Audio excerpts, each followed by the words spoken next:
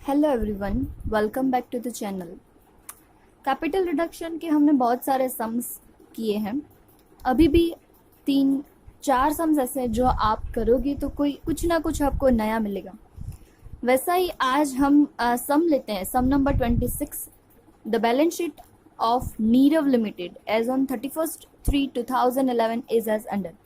Okay, मैंने आपको सम number 11 और 13 जो करवाया था उसमें मैंने आपको 2 टाइप की मेथड सिखाई थी, यानी उसका बेस तो सेम ही था पर आप कैसे काउंट कर सकते हो वैसे सिखाया था। आज सम नंबर 26 लेते हैं। आज हम क्या करते हैं, कैपिटल रिडक्शन और कैपिटल रिडक्शन यूटिलाइजेशन जो हम बनाते थे नोट्स के तौर पे, वो आज हम नहीं बनाते हैं और डायरेक्टली ट्राई करते हैं। ओके, अगर आपको ये फंडा अगर अच्छे से क्लियर हो गया होगा कि कहाँ कैपिटल रिडक्शन अकाउंट क्रेडिट होता है और कहाँ कैपिटल रिडक्शन अकाउंट डेबिट होता है, तो आप डेफिनेटली क्या कर सकते हो, जो आपको एडजस्टमेंट दिए वो स्टेप बाय स्टेप एडजस्टमेंट से ही आप क्या कर सकते हो, डायरेक्टली जर्नल एंट्रीज लिख सकते हो। ओके, जो हम कैपिटल रिडक्शन और कैपिटल रिडक्शन यूटिलाइजेशन बनाते हैं वो अगर आपको नहीं बनाना है तो भी चलेगा, वो कंपलसरी नहीं है। पर जब भी आपको बोलते हैं कि बैलेंस अमाउंट है वो आप कैपिटल रिडक्शन की कैपिटल रिजर्व में ट्रांसफर करोगे, तब वो बनाना कंपलसरी हो जाएगा। या आप वो बनाओ या तो कैपिटल रिडक्शन अकाउंट बनाओ, कोई भी 2 तरीके से आप वो कैपिटल रिजर्व की अमाउंट फाइंड कर सकते हो। ठीक है, तो अगर आपको ऐसा बोलते हैं कि जो बाकी की बैलेंस है वो आप कैपिटल रिजर्व में ट्रांसफर करो, या जो बाकी की अमाउंट बचती है उसको क्या करो, मशीनरी है या कोई भी असेट से को राइट ऑफ करना हो, अगर आपको ऐसा बोला हो तो कैपिटल रिडक्शन और कैपिटल रिडक्शन यूटिलाइजेशन बनाओगे तो आपके लिए ज्यादा इजी रहेगा। बाकी वो कंपलसरी स्टेप नहीं है। अगर आप नहीं करते, आपको फंडा क्लियर है कहाँ रिडक्शन क्रेडिट होता है कहाँ डेबिट होता है, तो आप डायरेक्टली जर्नल एंट्री से शुरू कर सकते हो। ओके, तो आज हम जो सम नंबर 26 है वो डायरेक्ट जर्नल एंट्री से करेंगे, ताकि आपको वो भी आइडिया हो जाए कि अगर आपको डायरेक्टली सम करना है तो आप कैसे करोगे। ओके, एक एक जो एडजस्टमेंट आपको दिया है वो हम लेते जाएंगे और उसका सोचेंगे कि वहाँ कैपिटल रिडक्शन अकाउंट क्या होता है, क्रेडिट होता है या डेबिट होता है। Okay, so here it is observed that the new product launched by the company has not succeeded even after 3 years of marketing. The management is of the opinion that the assets and the liabilities are not valued properly. To overcome this situation, following scheme of reconstruction is a section. So यहाँ reconstruction के लिए उन्होंने बोला है, first of all क्या बोला है उन्होंने, plant and machinery having a book value of 1,75,000 is obsolete and this is sold as a scrap for 35,000. Okay, तो यहाँ आपको क्या बोला है, प्लांट एंड मशीनरी है, बुक वैल्यू 1,75,000 की है, वो अब क्या हो गई है, पुरानी हो गई है, अब वो हमारे काम की नहीं है। यानी प्लांट एंड मशीनरी हम क्या कर दें, स्क्रैप में ऐसे ही दे देते हैं, तो हमें 35,000 इनकम होती है। ओके, तो यहाँ हम जो प्लांट एंड मशीनरी हमारी है वो क्या हो जाएगी, रिड्यूस हो जाएगी, कम हो जाएगी। साथों साथ आगे जितने भी सम हमने किए वहां क्या हो रहा था, असेट्स को लेके हमें प्रॉफिट ही होता है ऑलवेज, आगे जो सम्स हुए हैं उसमें। ओके, यहाँ आप देखोगे तो क्या हो रहा है, 1,75,000 की बुक वैल्यू के सामने आपको सिर्फ 35,000 ही पैसे मिल रहे हैं। दैट मीन्स यहाँ क्या है, लॉस है। यस, तो लॉस की एंट्री है, तो लॉस कहाँ जाएगा, जैसे हम प्रॉफिट है वो कैपिटल रिडक्शन में लेके जाते हैं, वैसे ही लॉस जो है हम कहाँ लेके जाएंगे, कैपिटल रिडक्शन में। लॉस होती है तो वो ऑलवेज क्या होती है, डेबिट होती है, वो हमें पता है। और 35,000 हमारी जो इनकम है, हमें पैसे मिलेंगे। यस, तो एंट्री हमारी क्या हो जाएगी, बैंक अकाउंट डेबिट 35,000। बाकी जो हमें लॉस हुई है 1,40,000 की, क्योंकि 1,75,000 की बुक वैल्यू, उसमें से सिर्फ और सिर्फ हमें 35,000 ही मिले हैं। बाकी 1,40,000 हमारे लिए क्या है, लॉस है। तो लॉस कहाँ डेबिट करेंगे, पीएनएल में नहीं, यहाँ हीरो ऑफ द चैप्टर कौन है, कैपिटल रिडक्शन अकाउंट, तो हम वहीं लेके जाएंगे कैपिटल रिडक्शन अकाउंट डेबिट 1,40,000। और हमारी बुक में से 1,75,000 की प्लांट एंड मशीनरी अब चली गई है, वो हमारे पास नहीं है। सो असेट है, असेट ऑलवेज डेबिट होती है, पर अब नहीं है, चली गई है, तो हम उसे क्या कर देंगे, क्रेडिट कर देंगे। So plant and machinery account credit. Okay, first adjustment के लिए हमने ये फर्स्ट एंट्री करी। उसके बाद उन्होंने बोला है, the auditors have pointed out that depreciation of a plant is not provided to the extent of 87,500। यानी जो डेप्रिशिएशन है वो कम उन्होंने प्रोवाइड किया, यानी हमें ज्यादा डेप्रिशिएशन प्रोवाइड करना है। जो आगे जितनी भी वैल्यू हुई है वो क्या है, कम से हुई है, तो हमें 87,500 87,500 डेप्रिशिएशन प्रोवाइड करना है। तो हम क्या करेंगे, डेप्रिशिएशन वो हमारा एक्सपेंस है, तो हम कहाँ लेके जाएंगे, कैपिटल रिडक्शन अकाउंट में लेके जाएंगे। Capital reduction account debit to depreciation provide करने से क्या होती है, हमारे असेट की वैल्यू रिड्यूस हो जाती है, तो प्लांट एंड मशीनरी क्या हो जाएगा, क्रेडिट हो जाएगा। So second adjustment is completed. Now third one, stock includes items valued at 1,05,000 which is sold at a loss of 50%। हमारे पास जो स्टॉक है वो हम 50% लॉस से क्या कर रहे हैं, सेल कर रहे हैं। यहाँ भी आप देखोगे तो लॉस है, उन्होंने बोला ही है लॉस है, तो लॉस हम कहाँ लेके जाएंगे, कैपिटल रिडक्शन में ही लेके जाएंगे। बाकी जो 50% अमाउंट हमें मिलेगी वो क्या होगा, bank account debit. 1,05,000 into 50%, 50% loss है यानी 50% अमाउंट हमें मिलेगी। सो 1,05,000 into 50% that is 52,500। Capital reduction account debit होगा, वो हमारी लॉस है 52,500। और अब हमारे जो बिजनेस है उसमें से स्टॉक इतना कम हो जाएगा, तो स्टॉक अकाउंट क्रेडिट 1,05,000। इसके बाद का जो एडजस्टमेंट है वो उन्होंने बोला है, dividend on preference shares in arrears for 3 years and this amount is not payable. आगे के जितने सम हमने किए उसमें क्या था, हमें प्रेफरेंस डिविडेंड किसी ना किसी तरीके से पेमेंट करना था। यहाँ जो है वो क्या हो रहा है, हमें प्रेफरेंस शेयर का जो डिविडेंड है वो पेमेंट ही नहीं करना है। 3 साल से हमारा पेमेंट बाकी है, पर हमें 3 साल का जो पेमेंट है वो करना ही नहीं है। तो मैंने आपको बहुत पहले जब जर्नल एंट्रीज सिखाई थी तब आपको बोला था, अगर आप डिविडेंड के लिए पेमेंट नहीं करते हो तो एक भी एंट्री पास नहीं करनी है। ओके, सो फोर्थ एडजस्टमेंट, आपको ऐसी हैबिट हो जाती है सारे सम्स करते हो तो कहीं ना कहीं प्रेफरेंस शेयर डिविडेंड की कहीं ना कहीं एंट्री होगी, पर यहाँ हम पेमेंट नहीं करते तो एंट्री नहीं होगी। पेमेंट करते तो हम उसकी प्रोविजन भी करते और प्रोविजन के बाद पेमेंट भी करते, पर यहाँ पेमेंट ही नहीं है तो कोई एंट्री पास नहीं होगी। उसके बाद उन्होंने बोला है, all losses and fictitious assets are to be written off. आप पुरानी जो बैलेंस शीट है वो देखोगे तो आपको फिक्टिशियस असेट दिख रही है, ये प्रॉफिट एंड लॉस अकाउंट है। यस, ये फिक्टिशियस असेट है, और ये प्रॉफिट एंड लॉस अकाउंट है वो हमारी क्या है, अक्यूमुलेटेड लॉस है। और पब्लिसिटी कैंपेन एक्सपेंस वो हमारा क्या है, फिक्टिशियस असेट है। तो वो दोनों हमें क्या करना है, राइट ऑफ करना है। अब असेट है वो आप राइट ऑफ करोगे, यानी असेट को आप क्या करोगे, क्रेडिट कर दोगे। असेट्स ऑलवेज क्या होती है, डेबिट होती है, उसको राइट ऑफ करना है यानी कम करना है, निकाल देना है बिजनेस में से, तो वो क्या करेंगे, हम क्रेडिट करेंगे।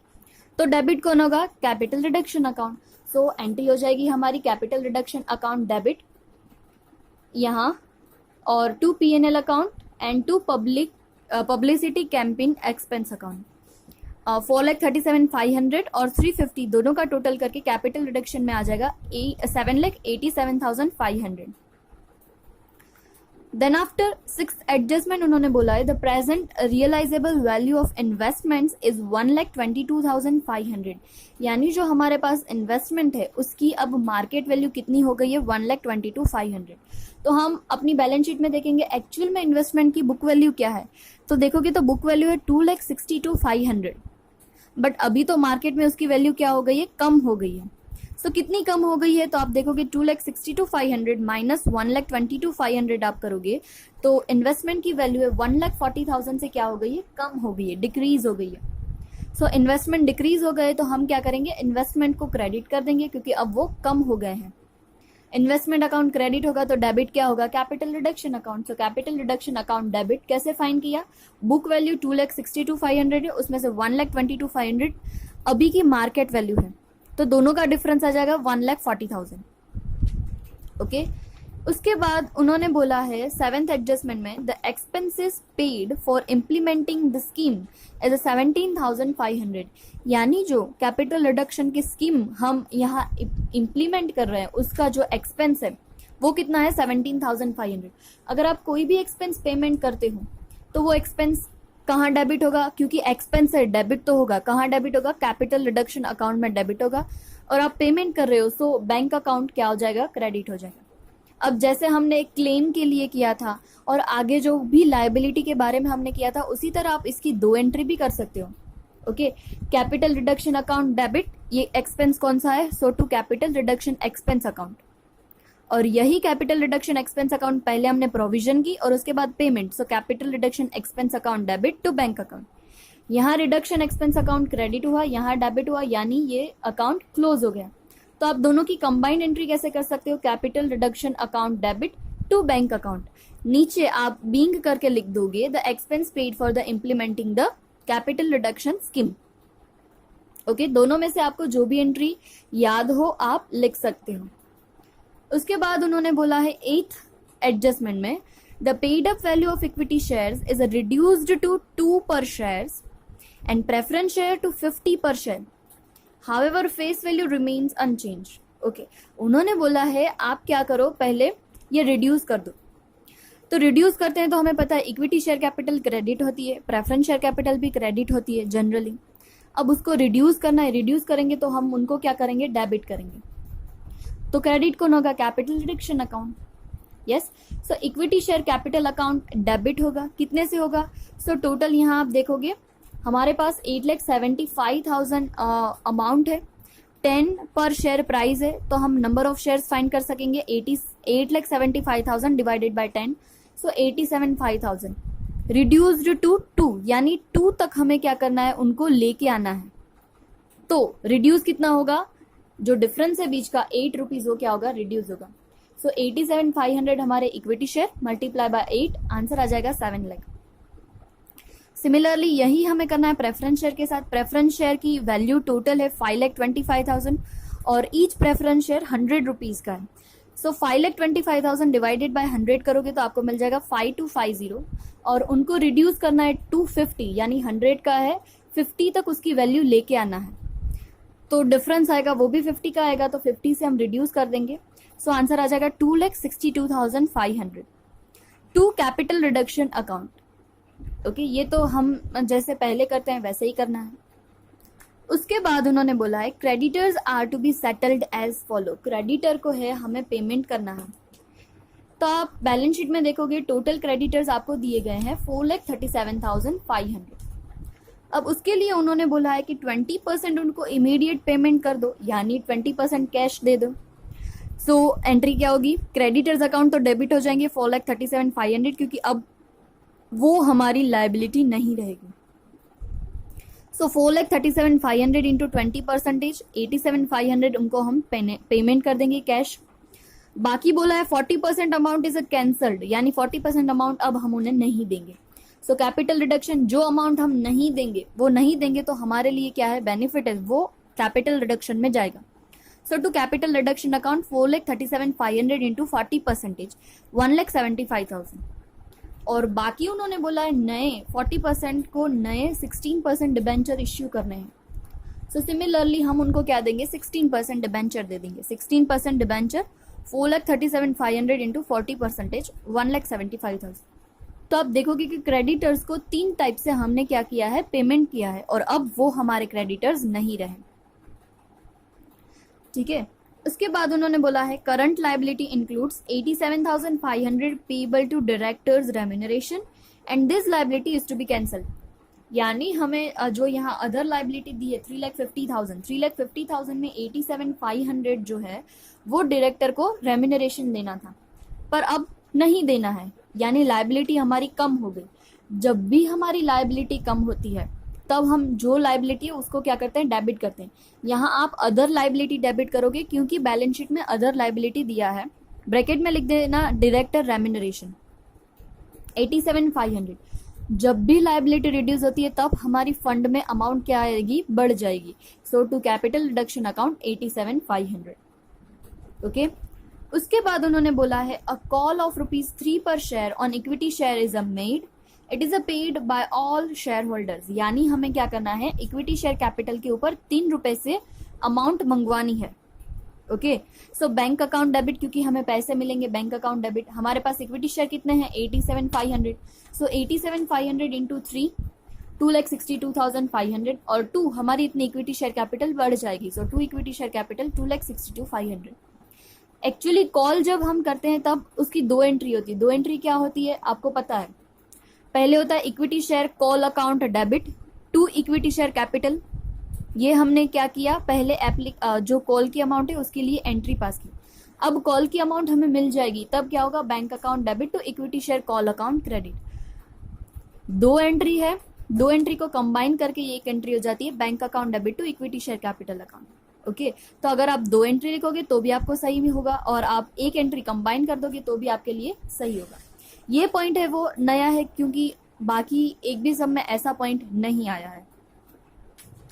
देन आफ्टर उन्होंने बोला 15% debenture holders agree for issue of 17,500 equity shares of ₹5 paid for cash. यानी जो 15% डिबेंचर होल्डर है उन्होंने बोला कि वो क्या करेंगे, हमारी कंपनी के इक्विटी शेयर कैपिटल परचेज करेंगे और उसके बदले में वो हमें क्या देंगे, कैश देंगे। Yes, so bank account debit उन्होंने बोला है 17,500 इक्विटी शेयर और मल्टीप्लाई बाय 5 पर शेयर उन्होंने बोला ही है। सो 87,500 हमें अमाउंट मिलेगी to equity share capital account 87,500। Okay, so यहाँ जो सारे एडजस्टमेंट दिए वो सारे एडजस्टमेंट हमने कवर करके डायरेक्टली जर्नल एंट्रीज लिखी है।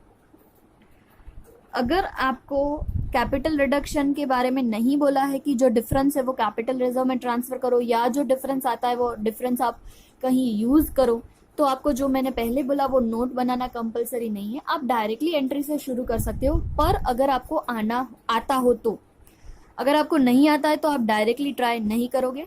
ओके, पर अगर आपको ये दिमाग में बैठ गया है कि कब हमें कैपिटल रिडक्शन क्रेडिट करना है और कब डेबिट, तो आप डायरेक्टली जर्नल एंट्री में शुरू कर सकते हो। अब बारी आती है न्यू बैलेंस शीट बनाने की। तो न्यू बैलेंस शीट हम कैसे बनाएंगे, जैसे हम पहले बनाते हैं वर्टिकल फॉर्मेट में ही बनाना है। वर्टिकल फॉर्मेट में क्या क्या चीजें आएगी, पुरानी जो हमारी बैलेंस शीट है उसमें से लेते जाएंगे और देखते जाएंगे कि उसमें कोई चेंजेस है या नहीं। सो हमारी जो पुरानी बैलेंस शीट है उसमें इक्विटी शेयर कैपिटल है 8,75,000। सो 8,75,000 हमारी इक्विटी शेयर कैपिटल है, उसमें हमने रिडक्शन किया है, यानी ये माइनस हो जाएगा।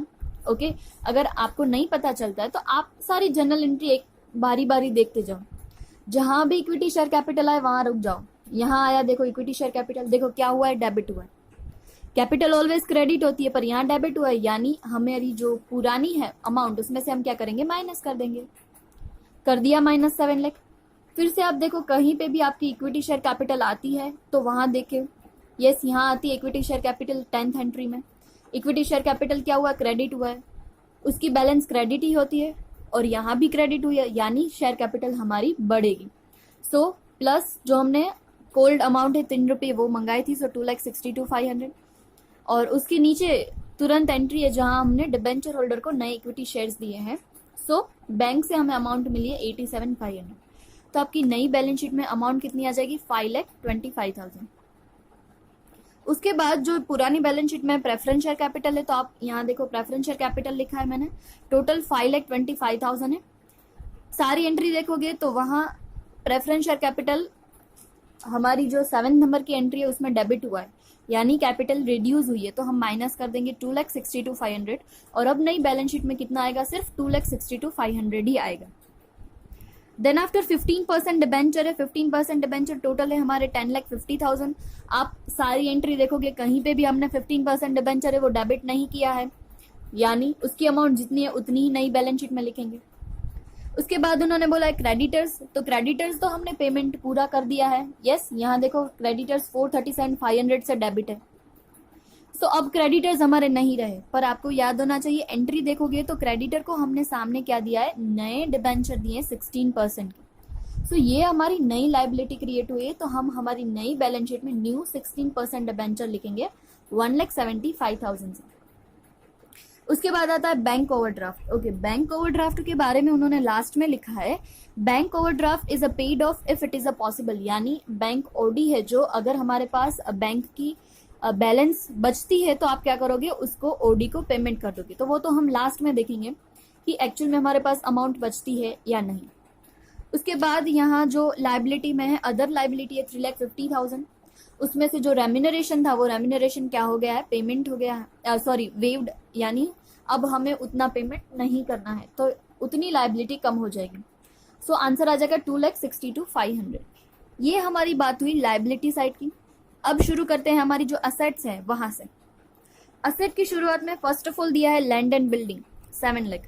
आप पूरी जर्नल एंट्री देख लो, कहीं पे भी आपको लैंड एंड बिल्डिंग के लिए कोई भी एंट्री नहीं दिखेगी, यानी लैंड एंड बिल्डिंग है वो 7 लाख है तो 7 लाख ही रहेगा, कोई चेंज नहीं आएगा। उसके बाद असेट्स में है प्लांट एंड मशीनरी 11,37,500। 11,37,500 में हमने जो आप एंट्री देखोगे तो एडजस्टमेंट किया है। एक हमारी 1,75,000 की प्लांट एंड मशीनरी है, वो क्या हो गई है, ऑब्सोलीट, अब काम नहीं आएगी, तो हमने उसको क्या कर दिया, स्क्रैप में दे दिया, तो अब वो नहीं है तो माइनस कर देंगे। और बाकी जो डेप्रिसिएशन कम हमने माइनस किया था तो उसके लिए भी हमने प्रोविजन करके माइनस किया है। सो अब हमारी नई बैलेंस शीट में प्लांट एंड मशीनरी कितना हो जाएगा, 8,75,000। उसके बाद इन्वेस्टमेंट के बारे में बोला है। इन्वेस्टमेंट आपको डायरेक्टली बोल दिया है कि अब इन्वेस्टमेंट की वैल्यू कितनी है, 1,22,500, तो आप नई बैलेंस शीट में कितने लिखोगे, 1,22,500। उसके बाद जो है वो स्टॉक है 3,15,000, पर आप जनरल एंट्री देखोगे तो वहां हमने स्टॉक 1,05,000 का क्या कर दिया है, सेल कर दिया है। सो 1,05,000 का हम माइनस कर देंगे, तो अब हमारे पास नई बैलेंस शीट में 2,10,000 का बचेगा। डेटर्स में कोई चेंजेस नहीं है तो डेटर्स वैसे की वैसे ही रहेंगे 2,10,000। लोन एंड एडवांसेस उसमें भी कोई चेंज नहीं है तो वो भी 87,500 ऐसे ही रहेंगे। उसके बाद प्रॉफिट एंड लॉस अकाउंट जो हमने क्या कर दिया है, राइट ऑफ कर दिया है, और पब्लिसिटी कैंपेन एक्सपेंस वो भी हमने क्या कर दिया है, राइट ऑफ कर दिया है। तो अब जो हमारी एक ही चीज बाकी है वो बैंक ओडी रिलेटेड बाकी है। तो अब जितनी भी एंट्री है वहां देखोगे बैंक अकाउंट जहां डेबिट होगा यानी अमाउंट हमें मिलेगी, और जहां जहां क्रेडिट होगा वहां से हम अमाउंट क्या करेंगे, माइनस करेंगे। तो मैंने क्या किया, डेबिट के लिए एक कॉलम बना दी और क्रेडिट के लिए कॉलम बना दी। डेबिट अमाउंट आएगी वो मैं ऊपर लिखती जाऊंगी और क्रेडिट आएगी वो मैं नीचे लिखते जाऊंगी। Okay, so plant and machinery हमने स्क्रैप में दिया था तो हमें 35,000 डेबिट मिला था तो यहाँ लिखा। स्टॉक भी सेल किया था तो 52,500 हमें मिला था तो मैंने यहाँ लिखा है। इक्विटी शेयर कैपिटल के ऊपर हमने क्या किया था, अनकोल्ड अमाउंट मंगवाई थी तो बैंक अकाउंट से ही मंगवाई थी, सो 2,62,500 तभी हमें अमाउंट मिली थी। उसके बाद डिबेंचर होल्डर को हमने इक्विटी शेयर दिया था तो उन्होंने हमें बदले में क्या दिया था, कैश ही दिया था, सो उसकी वजह से भी बैंक अकाउंट डेबिट हुआ है। उसके बाद क्रेडिट कहाँ हुआ है, तो हमने जो कैपिटल रिडक्शन की स्कीम के लिए एक्सपेंस किया था तो हमने वहां पेमेंट किया होगा, सो यहाँ क्रेडिट हुआ है 17,500। क्रेडिटर को भी पेमेंट किया है 20%, 87,500। और बैंक ऑडी है, वो बैंक ऑडी क्या है, 2,62,500, वो भी हमें क्या करना है, राइट ऑफ करना है, तो वो क्रेडिट है तो वो भी मैंने यहाँ लिख दिया है। अब आप डेबिट का टोटल करो तो होगा 4,37,500 और क्रेडिट साइड का टोटल करोगे तो होगा 3,67,500, यानी इन दोनों का माइनस करोगे तो हमें 17,000 अब क्या मिल जाएगी, बैंक बैलेंस मिल जाएगी। जो शुरुआत में ओवरड्राफ्ट था अब ओवरड्राफ्ट नहीं है और वो हमारी क्या हो गई है, बैंक बैलेंस बन गई है। ओके, सो ये जो है वो सम मैंने आपको किस तरह करवाया है, जो हम पहले नोट्स बनाते थे, नोट्स नहीं बनाइए और डायरेक्टली हमने ये जर्नल एंट्री करके सम किया है। आप किसी भी मेथड से सम कर सकते हो, वो कैपिटल रिडक्शन और कैपिटल रिडक्शन यूटिलाइजेशन है, वो आप कैपिटल रिडक्शन अकाउंट के फॉर्म में भी बना सकते हो, मैंने जैसे सीखा है वैसे भी बना सकते हो, कभी नहीं बनाते तो भी चलेगा क्योंकि वो हमारा नोट्स का पार्ट है, तो ऐसा कंपलसरी नहीं है तो बनाना ही हो। तो आज आप ये सम नंबर 26 करोगे और उसके साथ सम नंबर 9 ट्राई करोगे, यानी जितने भी हमने सम नंबर 11, 13, 26 ये सारे जो सम हमने किए उसका मिक्सचर रूप में आपको सम नंबर 9 दिया है, तो आप वो ट्राई कर सकते हो। और कहीं पे भी आपको ऐसा लगा कि नहीं आता तो आप मुझे डायरेक्टली पूछ सकते हो। ओके, उसके बाद भी हमें और एक सम करना है और बाकी जो इलस्ट्रेशन है वो हमें कंप्लीट करने हैं, और उसके बाद ये चैप्टर हम कंप्लीट करेंगे। तो मोस्टली अभी भी आपको 2 वीडियोस, इसके बाद भी 2 वीडियोस है वो ये चैप्टर के करने होंगे। बाकी सारे जो आप सम्स देखोगे वो बहुत सारे सम्स है, 47 सम्स है, आप इतने सारे सम्स नहीं कर पाओगे। जितने मैंने सिखाए हैं और जितने होमवर्क में दिए आप एटलीस्ट उतने सम्स कर लोगे, और जितने मैंने इलस्ट्रेशन करवाए हैं जो नेसेसरी है वही सम्स मैंने आपको करवाए हैं, अननेसेसरी सम्स मैंने आपको एक भी नहीं करवाया है क्योंकि बहुत ही लेंथी चैप्टर है। अगर आप ये मॉड्यूल सिलेक्ट करते हो तो जितने सम्स करवाए उतने सम्स आप अच्छे से कर लोगे तो आपको पेपर में सारे के सारे जो पॉइंट्स है वो आ जाएंगे, वो गारंटी है। ठीक है, मैंने एक ग्रुप में चेंज भेजा है सम नंबर 13, जिसका वीडियो मैंने आपको भेज दिया था, पर उसमें एक मेरे से मिस्टेक हो गई है। जो क्लेम की अमाउंट पेमेंट है वहां मैंने 30,000 लिखा है, पर वहां 40,000 आएगा। ओके, मैंने आपको ग्रुप में भी भेजा है। अगर आपने अभी भी वहां वो पढ़ के भी नहीं किया है तो फिर से मैं आपको बोल रही हूँ, सम नंबर जो 13 मैंने आपको करवाया है वो सम में एक चेंज है, जहाँ क्लेम अकाउंट डेबिट 30,000 और बैंक 30,000 मैंने करवाया था, वो गलती हो गई है, 40,000 ही आएगा। आपको याद होगा तो मैंने यहाँ कैश अकाउंट बनाया था, वहां भी 40,000 ही लिया था। एक जर्नल एंट्री में मैंने गलती से 30,000 लिख दिया है, वहां 40,000 ही आएगा। ओके, तो वो चेंज आप एक कर लेना। और आज का होमवर्क आपका सिर्फ सम नंबर 9 है और ये सम नंबर 26 आप 2 सम आज करोगे। Okay, thank you.